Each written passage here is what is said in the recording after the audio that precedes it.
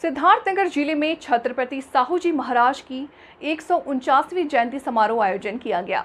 इस समारोह में सपा के राष्ट्रीय महासचिव स्वामी प्रसाद मौर्य ने शिरकत किया।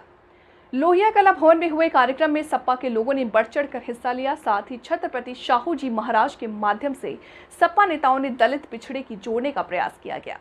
साथ ही देश की मोदी और प्रदेश की योगी सरकार पर जमकर हमला बोला। आपको बता दें कि 2024 में मोदी सरकार को हटाने का आह्वान किया गया है।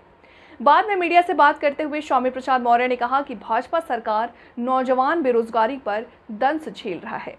सरकारी नौकरियां गायब हैं, जो सरकारी नौकरी आ रही है भ्रष्टाचार की भेंट चढ़ जा रही है। महंगाई की मार से देश की जनता त्रस्त है। ऐसे में परिवर्तन की बजाय चल चुकी है साथ ही विपक्षी पार्टियों का दबाव बनाया जा रहा है। आजादी के बाद पहली असफल सरकार है। स्वामी प्रसाद यहां तक कहीं कि सरकार सारी सरकारी संपत्तियों को बेचकर पूंजीपतियों के हाथ भेज, जबकि पूर्व में सरकारों ने निजी कारण को सरकारी कारण दिया था। देश की सरकारी संपत्तियों को बेचना सरकार की असफलता का कारण है। देश भी खतरे में है। इस सरकार से लोकतंत्र भी खतरे में है। देश और संविधान बचाने के लिए सारी पार्टियां एक मंच पर आ रही हैं। 2024 के चुनाव में भाजपा का सुफड़ा साफ होगा। धार्मिक विरोध के सवाल पर कहा कि धर्म का ठेका राजनीतिक पार्टियां नहीं चलती हैं, उसे धर्मचारियों को करना चाहिए। जनता को राजपाट चलाने के लिए दिया गया भाजपा नहीं चला पा रहा। इसके पाप का घड़ा भर गया है, अब भंडा फूटने वाला है। वहीं प्रदेश में सपा कितनी सीटें जीतेंगे, ये सवाल पर स्वामी प्रसाद मौर्य ने कहा कि हम इतनी सीट जीतेंगे जितने भाजपा की विदाई हो जाएगी।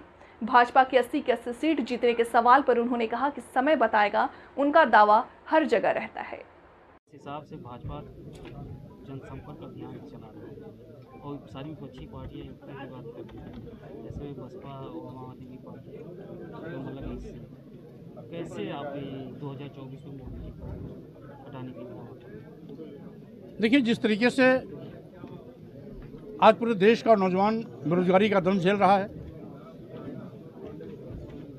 भाजपा शासन में सरकारी नौकरियां गायब हो गई हैं। भूले बिसरे कभी कोई जगह आई हुई तो भ्रष्टाचार की बलदी चढ़ जाती है। महंगाई आसमान पर है। भाजपा सरकार के पहले जो डीजल 56 रुपये लीटर था 100 के पास पहुंच गया। जो पेट्रोल 65 रुपये लीटर था 100 के पार पहुंच गया। जो खाना बनाने वाला गैस सिलेंडर 250 रुपये में था 1200 रुपये पहुंच गया। और साथ ही साथ आज जिस तरीके से महंगाई की मार से देश की जनता त्रस्त है, स्वाभाविक रूप से परिवर्तन की बयार चल पड़ी है। जीएसटी का दुरुपयोग हो रहा है। जांच के नाम पर लघु एवं मध्यम व्यापारियों से धनुगाही चल रही है। लोकतंत्र को दबाने के लिए, विपक्षी आवाज़ को कुचलने के लिए ईडी, सीबीआई और इनकम टैक्स का दुरुपयोग किया जा रहा है। यहाँ तक कि ये आज़ादी के बाद पहली असफल और ऐसी सरकार है जो राष्ट्रीय कृत संपत्तियों को बेच रही है, उद्योगपतियों के हवाले कर रही है। पूर्व की केंद्र की सरकारें निजी क्षेत्रों का राष्ट्रीयकरण किया करती थी, जिससे रोजगार सृजन के रास्ते बढ़ते थे, नौजवानों को सरकारी नौकरियां मिलती थी। ये उल्टी गंगा बहा रही है। ये सरकारी विभागों को उद्योगपतियों के हवाले कर रही है, जिससे कि नौजवानों को भविष्य में मिलने वाली सरकारी नौकरियां भी न मिल सकें।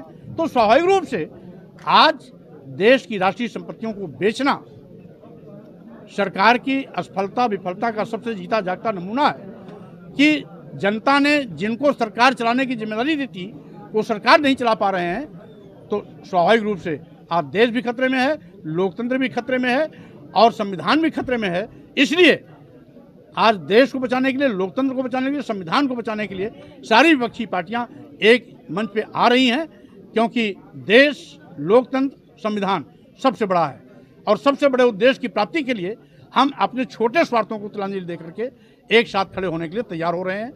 और 2024 लोकसभा चुनाव जब भी होगा, बीजेपी का सुपड़ा साफ होगा, बीजेपी की विदाई तय होगी। अब धर्म की बात हो, आप धर्म की बात हो रही है, भाजपा धर्म की राजनीति कर रही है। ऐसे में आप धर्म के खिलाफ बोल रहे हैं। भाजपा इस चीज़ को मुद्दा बना रही, तो ऐसे में कैसे निपटेगी? जो एक समय आ रहा, राम मंदिर भी आपके करीब आई, उसका उद्घाटन। धर्म का ठेका राजनीतिक पार्टियां नहीं चलाती। धर्म का कार्य धर्माचार्यों पर छोड़ दीजिए। जो धर्माचार्य लोग हैं, जब वो हैं तो धर्म को उनको देखने दीजिए। जनता ने आपको राजपाट चलाने नहीं दिया है, राजपाट चला नहीं पा रहे हैं, राजपाट की सारी संपत्ति बेच रहे हैं, उद्योगपतियों के हवाले कर रहे हैं। ये आपकी फेलोनेस नहीं है, ये आपकी असफलता नहीं है। आपकी जनता देख नहीं रही है कि जो जिम्मेदारी आपको दी गई सरकार चलाने का, सरकार नहीं चला पा रहे हैं, सरकारी विभागों को उद्योगपतियों के हवाले कर दे रहे हैं, अपने चहेतों को मोटा कर रहे हैं। ऐसे देश चलेगा तो स्वाभाविक रूप से इनके पाप का घड़ा भर गया है, अब भांडा फूटने वाला है। कितनी सीटें जीतेंगे आप लोग? हम इतनी सीट जीतेंगे जिसमें बीजेपी की विदाई हो जाए। बीजेपी तो दावा कर रही है कि 80 सीट जीतेंगे। ये तो मौका आएगा ना, उनका दावा अभी हिमाचल प्रदेश में यही दावा था, हिमाचल प्रदेश में भी बीजेपी को मुंह की खानी पड़ी, कर्नाटक में भी बीजेपी का ही दावा था, वहाँ भी मुंह की खानी पड़ी। उल्टी गिनती शुरुआत हो गई, हिमाचल प्रदेश इनके हाथ से निकल गया, कर्नाटक इनके हाथ से निकल गया। जो भी चुनाव होगा अब बारी बारी से सब इनके हाथ से निकल जाएगा और इनके हाथ में आएगा अब सत्ता से बाहर जाने का रास्ता। Thank you.